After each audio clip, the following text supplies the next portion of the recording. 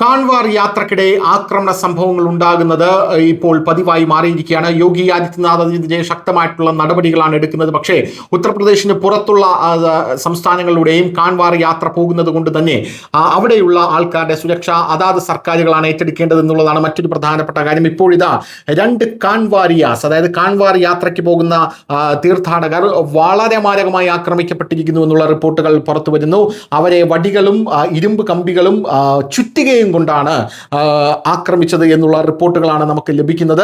Police ഉടനെ തന്നെ സ്ഥലത്തെത്തുകയും 20 പേരെ ഉടനെ തന്നെ കസ്റ്റഡിയിലെടുക്കുകയും ചെയ്തു എന്നുള്ള റിപ്പോർട്ടുകൾ പുറത്തു വരുന്നു. മർഡർ, അതായത് വധശ്രമത്തിന്റെ പേരിലാണ് ഇവരെ കസ്റ്റഡിയിലെടുത്തത്. ഇവരുടെ പേര് വിവരങ്ങളൊന്നും പുറത്തു വന്നിട്ടില്ല. 3 പേരെ സസ്പെക്ട് ചെയ്യുന്നുണ്ട്. പക്ഷേ ആ 3 പേർ ഒളിവിലാണ് എന്നുള്ള റിപ്പോർട്ടുകളാണ് നമുക്കിപ്പോൾ ലഭിച്ചുകൊണ്ടിരിക്കുന്നത്. ഇതിന്റെ ദൃശ്യങ്ങൾ സമൂഹ മാധ്യമങ്ങളിൽ ഇപ്പോൾ വ്യാപകമായിട്ട് പ്രചരിക്കുന്നതാണ് നമുക്ക് കാണാനായിട്ട് സാധിക്കുന്നത്. പ്രേക്ഷകർ അതിന്റെ ദൃശ്യങ്ങളാണ് ഇപ്പോൾ കണ്ടുകൊണ്ടിരിക്കുന്നത്. കോപ്പിറൈറ്റിന്റെ വയലേഷൻ ഉള്ളത് കൊണ്ട് തന്നെ ഇത് ഞങ്ങൾക്ക് ഇങ്ങനെ മാത്രമേ പ്രേക്ഷകർക്ക് മുമ്പിലേക്ക് എത്തിക്കാനായി സാധിക്കുകയുള്ളൂ.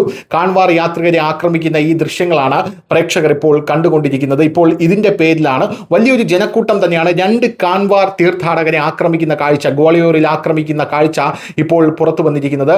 ഇതൊരു വമ്പൻ ആക്രമണമാണ് അവിടെ നടന്നിരിക്കുന്നത് എന്നുള്ള കാര്യത്തിൽ തർക്കമില്ല.